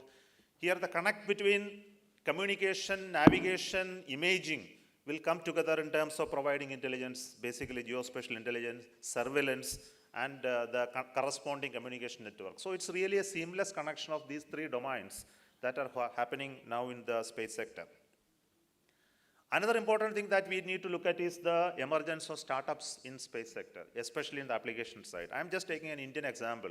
Two of the companies which I mentioned here, Satshura and Vasuntara, looking at the images which are available globally, making use of those images, creating intelligence and providing solutions to various sectors, and really making a business case out of it. I think this is something that we should look at and watch and see, something that the institutional organization like ISRO couldn't do, but then there are youngsters who are able to come out and show it as a business activity. We were looking at it as a national service activity, which was really wonderful, that at a point in time in the creation of the organization, this was very, very important. But today we need to keep that part very, very strong, because we need to support a huge nation, but we should also encourage people who are able to convert the whole activity into a business activity. So some of these examples are worth looking at it. Another important area which I mentioned earlier is the fusion of various domains. Communication, Earth observation, and PNT services are no longer independent entities. They are the one and the same, and they have to be connected seamlessly. And this will happen in some examples like the creation of smart city, which is actually envisioned like that only. So where there is a infrastructure monitoring, integration with the space system and communication system, and it will continuously monitor, provide services in various sectors. Look at smart manufacturing. Here again, satellites, can it be used? I think definitely it can be used. In terms of the sharing of the data across, in terms of design to product delivery, through the IoT systems that you will be able to handle this. Similarly is the mobility domain, where all the vehicles will be connected through the space-based systems in terms of programming, planning, scheduling, etc., etc. So each of the vehicle will get connected to the grid not far from now. Another domain is, of course, is a strategic domain where India has to be really a global power. We cannot ignore space at all, especially these three domains, the global communication. Today we have communication infrastructure is not really global. Our communication infrastructure is still national. And we need to convert how this national infrastructure to a global communication, a secured communication can be really, really possible all across the globe. It's also important that we need to have continuous observation capability all across the globe. We have been looking at India, but if you really want to be a safe nation, I think we need to have the capability to look the entire globe and make our own assessment. It's also important that our navigation capability should also grow from regional to global, because it is needed for our fleets which are going to be moving across the globe. We also developing reusable rockets where it will be possible to use it as a strategic tool for various activities in terms of providing required national security, to have our own demand-based launches, etc., etc. So space becomes very integral part of the security of the nation. We are looking at how to build this over the next few years in building very different observation platforms to support this specific objective. I think this is something which I don't want to discuss too much. But then another domain is ability to launch satellites on demand. For example, small satellites, can you really launch when their time has come, in days together? Satellite is ready, launch vehicle is ready, and we should be able to put it in space and then look at it, make use of it for short lifespan satellites, which will be able to serve certain purposes. So we are also demonstrating these type of things using our small satellite launch vehicle, which is going to be a game changer in terms of the ability to launch at faster pace to meet certain specific objectives, in addition to serving, of course, the commercial sector. With the opening up of the space sector and the new energy that has come in startups, I think the work done by them is really inspiring for people within ISRO itself. And I have been telling this everywhere, in every forum, wherever I go, I tell this, you should go and see those young people working to show, to build something really fantastic. It also reminds us of our younger days when we were also building similar way within the organization. For example, those two companies, Skyroot and Agnikul, who are building rockets, we imagine that it is not possible to build complex launch vehicles in private by these young people. We actually imagined that it is not possible. So this is something that has been corrected by them, I think, and this also ensures that there is a required amount of knowledge transfer from ISRO to them also taking place through various interactions. Through the retired people, through the active interactions with the serving people, I think they are also getting benefited to build systems of this nature. And I wish at this time all the very best to them to come out successful, not only in building smaller rockets, but also building heavier rockets to do operational satellite missions at a later point in time. And a mechanism has been now created in ISRO to support this activity and really going very well. Another area is supporting satellite building as well as launching them in ISRO's launch vehicles. Pixel, Dhruva, they have also been announcing their the growth over the time, and the next launch in PSLC 54, we will be launching Pixel as well as Dhruva satellites as part of this expansion in the private sector. Coming to the space observation for nation building, which continues to be one of the primary goal of the organization to support various thematic activities of the government of India in the flagship programs, look at the Gati Shakti, as well as other programs, which is, for example, Amrit program, looking at the townships. So here, the main important thrust is whether the ISRO can it build satellites and support all this program for the future, or should we do a different model? This is something that we are discussing within the organization. So look at the startup ecosystem emerging in this country. Can they be tasked to do some of these governmental programs where they will source data from ISRO, also from privately launched small satellites, and they will be the application developers who will support the national thematic programs and not necessarily ISRO. So this is something that we would like to create a capability so that the private ecosystem also develop here using the institutional demands of the country. So this is something that is a new approach that we need to have. If you really look at the space observation, because we are looking at the space as for national development as a main theme, so here space observation comes as a very important theme. There are deficiencies. I think this is something that we need to address and understand. Of course, as far as the institutional launches of ISRO are concerned, there were discontinuities in launches.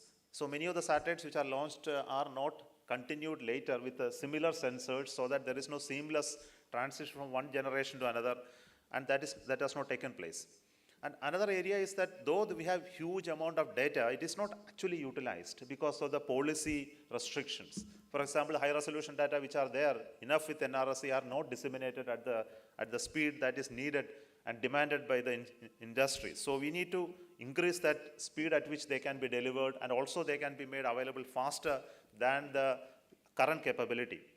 And we also don't have streamlined mechanism for data processing and dissemination as expected by the industry today.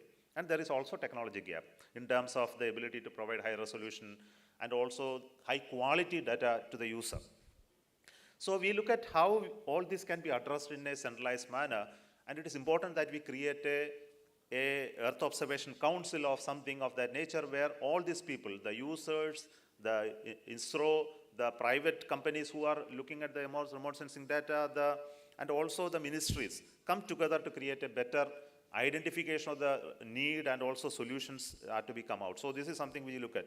We also are looking at how we can replace the costly satellites of today, the high valued remote sensing satellite, by low cost, low life, COTS-based component developed satellites, so that they can be launched at faster pace. Actually, we need hundreds of Earth observation satellites. Today we have just 14.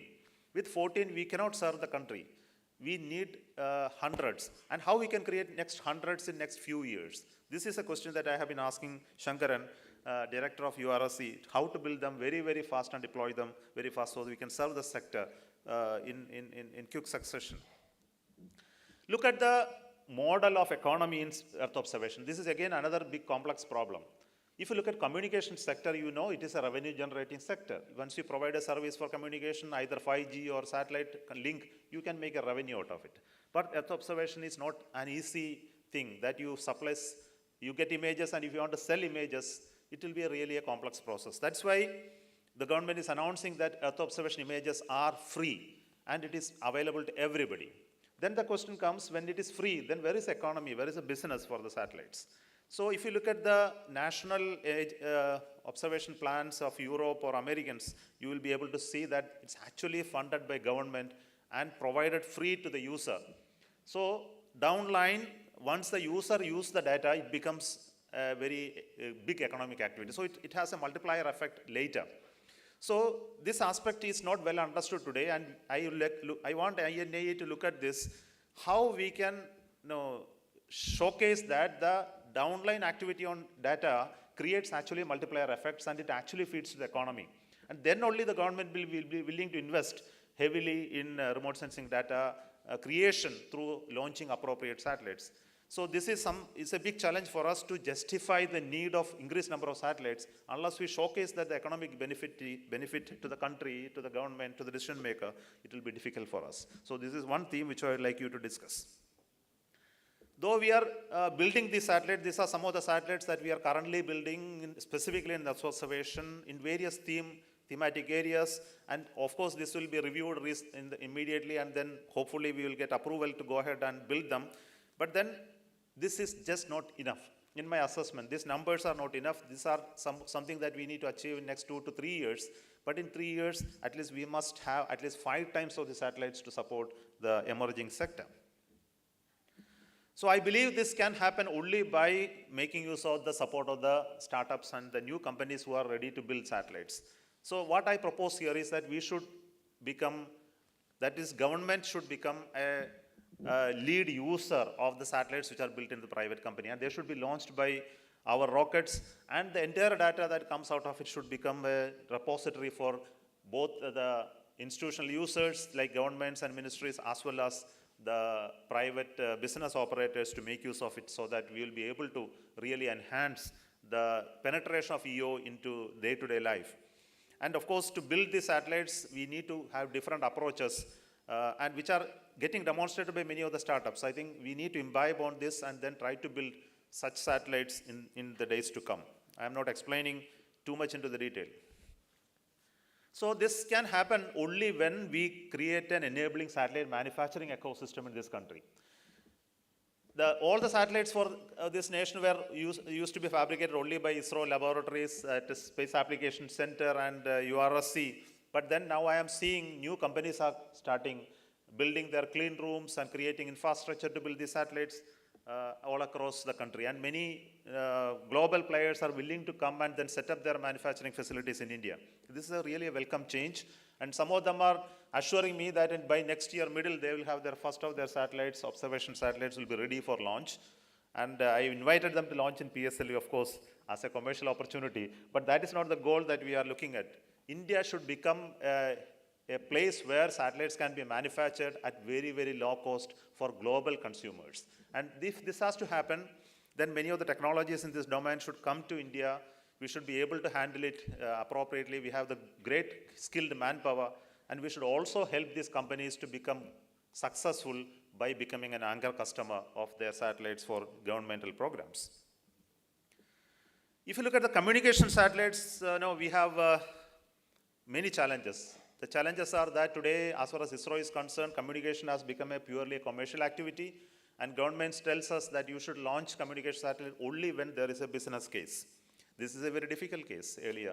Earlier, we used to launch the satellite, then look for the business. Now the government says, you first show me the business case, then build the satellite. So this is a very difficult situation, especially technology in space communication is changing rapidly, and the 15-year-old life satellite for communication, something will not be acceptable to many people because in 5 years, communication technology itself changes so much. So there are challenges, and we are trying to understand this and make note of it, and also create satellites which can adapt with the change in technology.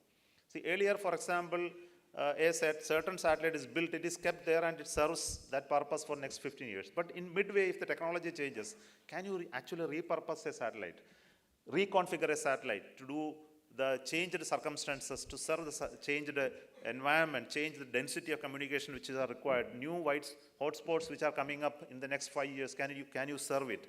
So it requires intelligent satellites, software-driven satellites to serve such purposes. So this is one domain. Another is in terms of the navigation sector, the support that we have giving in navigation sector through NAVIC is actually limited to 1,500 kilometers beyond our boundary. And it is serving various sectors, but then its penetration is still not adequate, and we have already proposed to government that it has to expand in the coming years. And we should not only concentrate on the civilian side, our focus should be more on strategic side, which has a threat in terms of the GPS non-availability and other weaknesses that can come into the GPS system. But here we need many improvements. For example, the induction of the L1 band in this, and also higher levels of encryption which are required, which is going to happen in the coming days. And I believe we will be able to expand this to support the navigation services far beyond the Indian boundary, so that our friends in the strategic side will be able to make use of it for their support. So this is something that we have proposed, that we should increase the number of satellites. But what I want to tell today is this is just not enough. We should have a capability to expand it globally if we really need it. It depends on the way in which the country is going to grow. In the next 25 years, if our capability are going to grow to a level that we think that we need a global communication infrastructure, we need a global navigation infrastructure, we should be able to convert this IRNSS and NAVIC to a global system. For this, we need a combination of GEO and MEO system, and this is what we are currently trying to work out within the organization, proposed to the government. Let us build a GEO-MEO system which will be capable of supporting both regional as well as global navigation solutions. In terms of the science, I think all of you know, whatever we look at in space, this always has been a spare time activity. We continue to support the national missions of remote sensing and communication, but meantime we occasionally propose certain science missions, and we conduct them, we achieve them, and we hail them as great achievements. Going to Moon, Mars, etc. have been really wonderful. We are getting ready to launch the next Chandrayaan mission, also working on the Aditya L1, etc., etc. But here, what I would like to tell you in this forum is, I was asking some people from JPL, how you really envision the science objective of your country. What they said is, government commission national institutions like INAE of their science or engineering community. They will look at the whole requirement of the nation in terms of various science, engineering requirements. They come out with a vision document. And the vision document will be adopted by the government. And after the vision document, will have certain objectives and tasks which are to be done. And they select the agency or the scientific institution to achieve those things by tasking them to do as a national task. So if you have to convert the whole idea of science mission into that direction, I propose that today INAE should look at how science missions of this nation, especially space science mission, should be directed as an objective or assessment by International Science Academy or International Academy of Engineers to review this whole activity we have done so far as a national requirement, because it is simply not an objective for ISRO alone to conduct a mission to Mars and Venus and things like that. It is a national effort where there are so many laboratories involved, and there are educational institutions involved and researchers involved. It's a capability building of a nation. So I would urge that this has to be done as such an activity, and you can task ISRO, or sometimes you may task a private space agency to build a mission to Moon. I do not know tomorrow. So this approach is essential, and through this only we will be able to enhance space science mission and also gain tangible outcome out of this mission for long term. Another important point which I think very, very important for us is to look at launch vehicles in a very critical manner. See, we developed SLV3 and ASLV, but they were closed down after some time. Today, PSLV is there. PSLV has launched almost 50 launches and another 30 launches are in the offing, and we are very clear use of these 30 are already there. Beyond that, what? We address this, and I am of the opinion that PSLV has to retire one day. But whether it is today, tomorrow, another 10 years later, because it was developed in 1980s. And 1980s technology cannot be for 2030s. It is not correct. Because the technology as well as manufacturing, the cost associated systems also go through changes. Same is the case with GSLV. And GSLV Mark III is just a few years old. Now, if you look at the launch vehicle evolution, technology induction at appropriate time is essential. Otherwise, with the changing times, especially when everybody is able to bring down the cost of access to space substantially, traditional technology will not survive. Though you can say it is a national asset and you can continue to operate at a high cost, but I won't strongly recommend it. I think this is another area where we should look at it, how we can build a much better cost-effective launcher and allow our previous generation rockets to retire at a phased manner. Of course, the timeline I am not discussing here, but it's essential to bring it to our mind that it is important to retire them to build better systems for the future. In that direction, we are working on a new generation, next generation launch vehicle of India, which should be, in terms of the cost, it should be better, in terms of manufacturability, it should be better, in terms of reusability, it should be there, and we should be able to produce it much faster way than what we are doing today. And currently the teams are working on it, and I'm not announcing any rocket today, but it is only to say that we are working on a new generation rocket which has to replace all of this at appropriate time. It is very important for us to work on it. But the model, how we should develop this rocket and how we should operationalize is another management issue. This technology is there, but then to execute it and then make it as an operational system, I suggest that it should go through a different model. The model should be that you should create a business model for this rocket. It should serve the purpose for which it is created, like launching the commercial satellite, launching the national missions, but also to bring about industry participation right at the beginning of the definition of the rocket itself, so that it will become manufacturing friendly, it should become operational friendly, and we create capability outside ISRO to build it, operate it, and launch it on a commercial manner.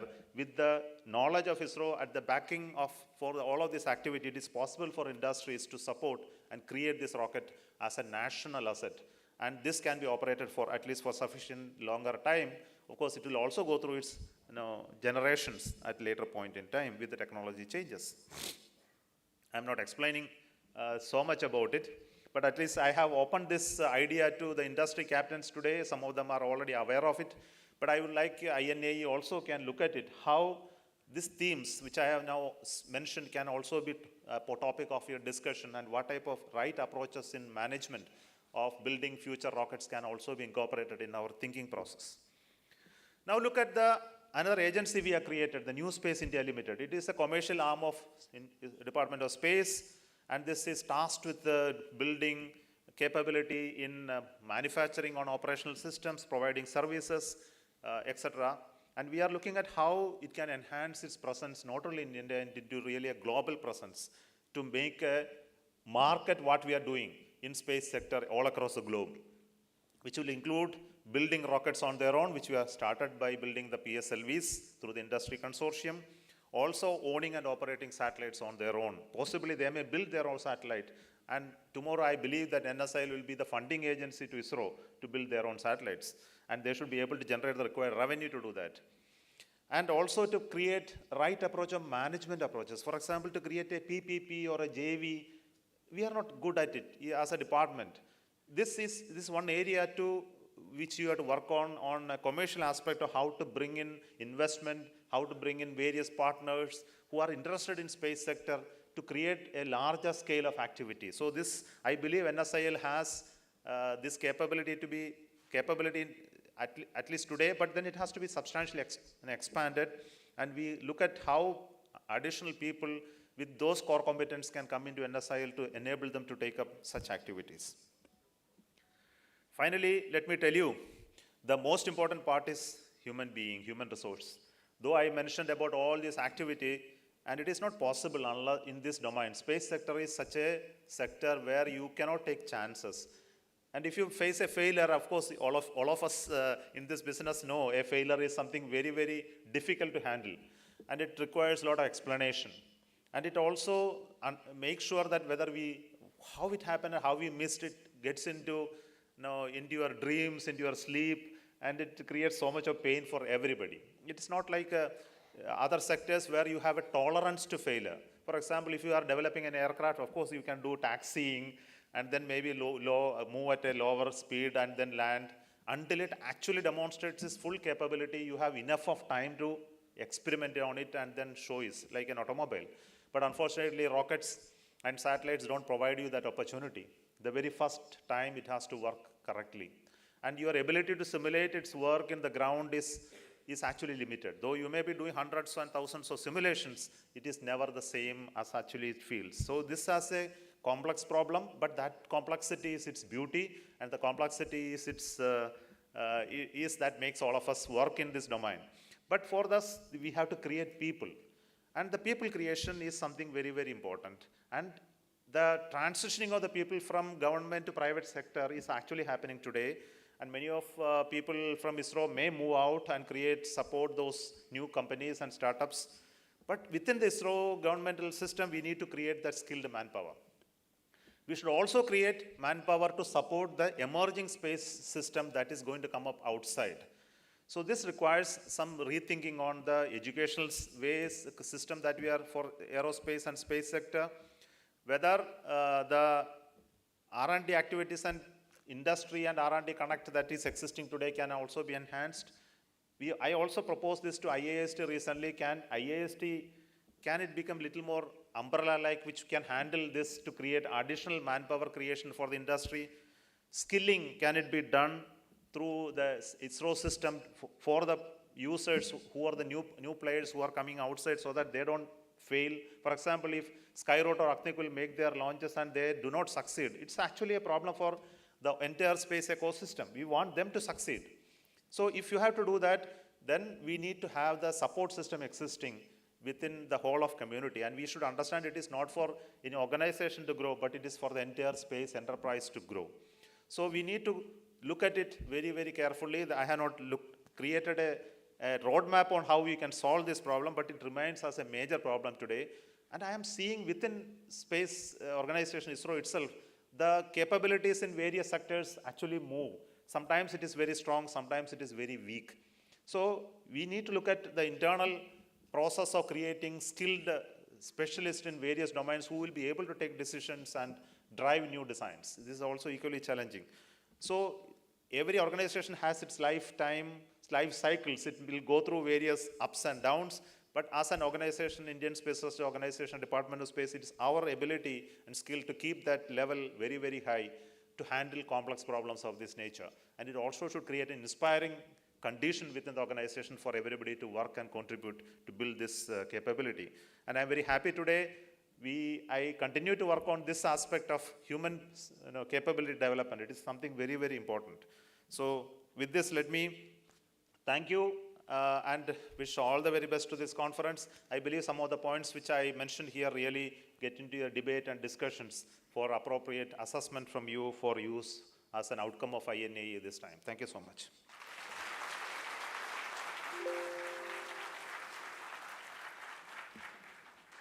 Thank you, sir, for the informative and inspirational words, where he clearly indicated the domains where we need to focus to ensure a bright future for the space ecosystem in India, and also laid out open challenges to this community, like how space-based services can be directly linked to economic growth. May I now request Dr. V. Narayanan, Director LPSC, Professor Indranil Manna, and Sri Shobhit Roy to join Chairman ISRO on the dais.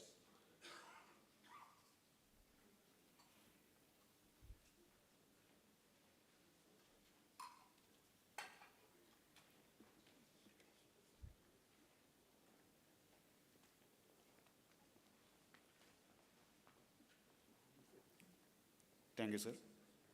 Now, may I request Professor Indranil Manna, President INAE, to present a memento and ponnada to Sri S. Somnath, Chairman ISRO.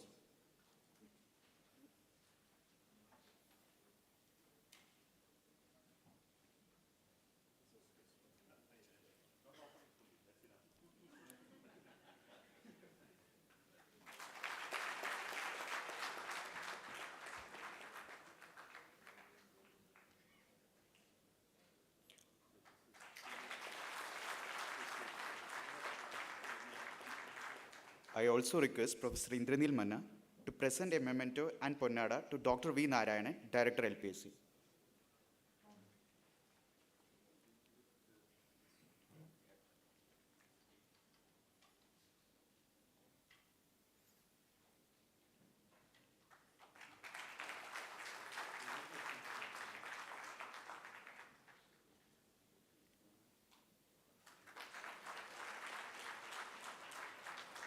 Sir, I again request Professor Indranil Manna to present a memento and Ponnada to Sri Lieutenant Colonel Shobit Rai, Member Secretary PCSA.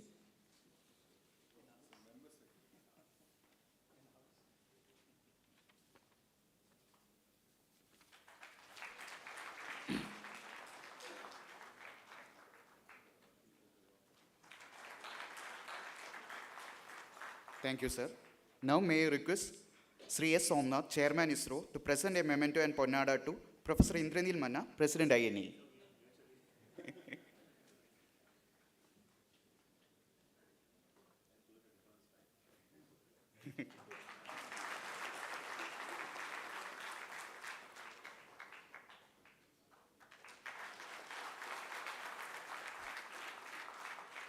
Thank you, sir. Now I request the dignitaries to remain seated for the vote of thanks.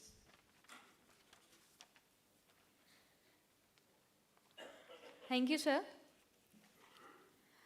Deputy Executive Director INAE and Member Secretary, Program Coordination Committee, Lieutenant Colonel Shobit Rai, retired, is a specialist on armored fighting vehicles and an expert on biomedical equipment. He has wide experience working in multiple combat zones across the country. He also held various leadership roles in the corporate sector after retirement. He holds a bachelor's degree in mechanical from Military College of Electronics and Mechanical Engineering, a master's degree in biomedical engineering from IIT Madras, and a qualification in management from IIM Ahmedabad. He has been engaged with Indian National Academy of Engineering as the officiating executive director since January 2020. Sir, I humbly invite you to propose the vote of thanks. Respected Sri S. Somnath, Secretary, Department of Space and Chairman ISRO, Professor Indranil Manna, President INAE, former Presidents of INAE, Dr. P.S. Goel, Dr. B.N. Suresh, Dr. Sanak Mishra sir, Directors of ISRO, that is Dr. V. Narayanan, Dr. Uni Krishnan Nair sir, Dr. Sam Dev, and Dr. Prakash Chauhan, industry leaders, Mr. J.D. Patil sir, Mr. Girish Wagh, Mr. Ramchandani, and other eminent industry leaders, esteemed fellows of INAE, panelists, scientists of ISRO, ladies and gentlemen, on behalf of Professor Indranil Manna, President INAE, it is my proud privilege to propose vote of thanks. I promise I won't stand between you and tea very long.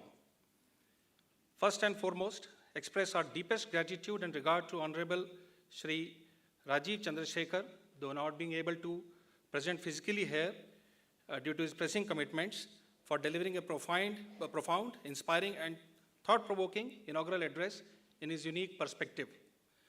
We thank the Honorable Minister for his address. Our deepest gratitude and sincere thanks to Sri S. Somnath, Secretary, Department of Space, and Chairman ISRO, who is also a fellow of INAE, for kindly consenting to host the Engineers Conclave 2022 jointly with INAE. It is with utmost respect that we acknowledge his contributions.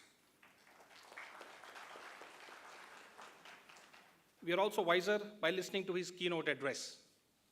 Our sincere gratitude is expressed to Dr. V. Narayanan, Director LBSC, and his colleagues for being the host organization and leaving no stone unturned for the effective planning and execution of Engineers Conclave 2022.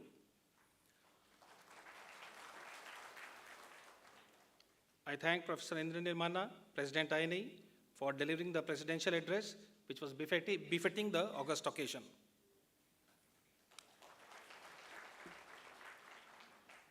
INAE is indebted to the Program Coordination Committee, chaired by Dr. V. Narayanan and Professor Sivaji Chakravarti, Vice President INAE, and members, namely Dr. Unikrishnan Nair, Dr. Sam Dayal Dev, Dr. Prakash Chauhan, Shri VVR Shastri, Professor G. Kyananta Suresh, and Shri A.T. Ramchandani, and the members of the organizing committee chaired by Dr. V. Narayanan and Dr. Unikrishnan Nair for their going into every minute detail in the planning, execution, overseeing and conduct of this event, which has led to this successful realization.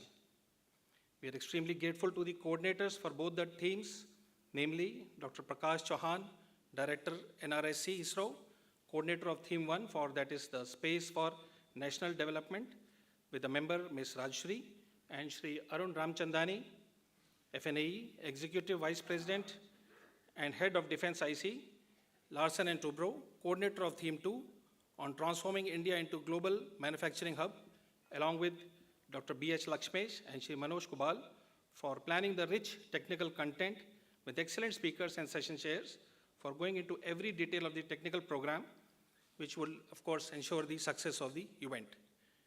It is with deep respect that we thank the plenary speakers, session chairs, speakers for consenting to deliver their lectures and contributions that shall lead to fruitful deliberations and pertinent outcomes and shall fulfill the objectives of the event. We thank all the engineers, scientists, and staff coordinating the technical programs, administration, and logistic teams at ISRO to help realize this event, working tirelessly in the background like clockwork. Our appreciation is expressed to all the team members of various committees involved in planning and coordinating the event, including logistics and accommodation for the delegates. The event has been made special by participation of INE fellows, and we are extremely grateful and thankful to them for being always there for INE and enriching the programs and activities of INE by their gracious presence, especially today, that is the Engineers Conclave 2022, which is being held in physical mode after a gap of almost 2 years when it was last held at Bangalore. My grateful thanks to the sponsors of the event who are listed onto the dais here. Without them, the conclave may not have the correct flavor. And lastly, but not the least, Ms. Pratigya Laur, Research Officer at INE, and other INE team members working behind the scenes. On behalf of Professor Indranil Manna, President INE, I once again thank you, all present, and wish dignitaries of fruitful deliberations and a pleasant stay. Thank you, and Jai Hind. Thank you, sir. Dr. S. Unikrishnan Nair, Director VSSC, Director IAST, and Dr. Samdayala Dev, Director IASU, have kindly consented to inaugurate the exhibition. Dr. S. Unikrishnan Nair, an expert in launch vehicle mechanisms, acoustic protection systems, and payload fairings, was associated with Human Spaceflight Program since its inception. He is a recipient of multiple awards for his contribution towards space capsule recovery experiment and crew module atmospheric re-entry experiments. Dr. D. Samdayala Dev, Director ISRO, Inertial Systems Unit, has been the chief designer of the Advanced Inertial Navigation System and was the chief architect for mechanisms of numerous scientific payloads of ISRO. He adopted aggressive initiatives to indigenize electronic components involving Indian academia and industries. He has many awards, publications, and many patents as the first inventor to his credit. The inaugural function will end up with the national anthem, and all are requested to kindly be seated for a few announcements thereafter. Now, I request everyone to rise for the national anthem. जनगण मन अधिनायक जय हे भारत भाग्य विधाता पंजाब सिंध गुजरात मराठा द्राविड उत्कल बंगा विंध्य हिमाचल यमुना गंगा उच्चल जलधि तरंगा तव शुभ नामे जागे तव शुभ आशीष मांगे गाहे तव जय गाथा जन गण मंगलदायक जय हे भारत भाग्य विधाता जय हे जय हे जय हे जय जय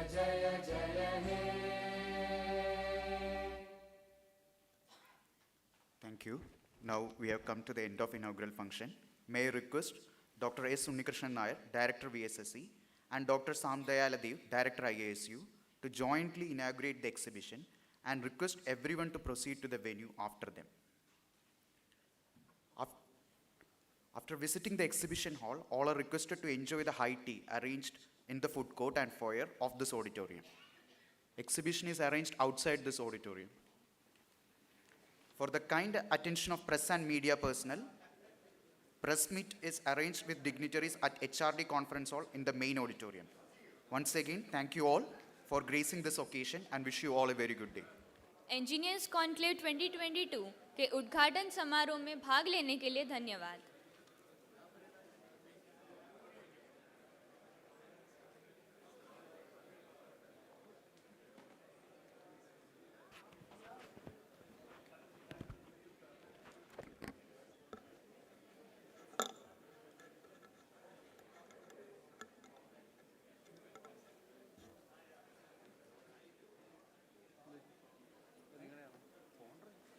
Sir,